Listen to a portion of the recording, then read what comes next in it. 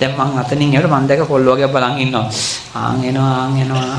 අන්න ඔපුදු බලමු මොකද ආපු ආනේ මොකක්ද ඇඳලා ආවේ දහස් කඩද මේකප් දාලාද ඔක්කොම ඔපුදු හොයනවා. ඒ කාලෙත් තමයි බුදුහාර වඩනකොට බලනවා. අම්මෝ this is මහා පුරුෂ ලක්ෂණ. සිරිපතුල බලපංකෝ සඳුන් කැටිය වගේ නායි. විශාක එනකොට අපෝ දැක්ක ගමන් කණ්ඩේ හිටිනවා. වේද අදත් එහෙම තමයි. අදත් ඔපුදු හොයලා ඉන්නවා. සංසාර ගමනේ නිදහස් වෙලා මේ දුකින් ගැලෙන මේ සැපයි කියන කිසිම නිදහසක් නැති අනන්ත බැඳීම් තියෙන මේ ගමනේ අපි අසරණ වෙලා වගේ හිතට දැනෙනවා බුදුහාමුදුරුවනේ. මේක ඇත්තක්. හැබැයි බුදුහාමුදුරුවෝ හැරලවත් බලන්නේ අපේ දිහා ඇයි? අපි අසරණ උනේ අපි විහින්මයි.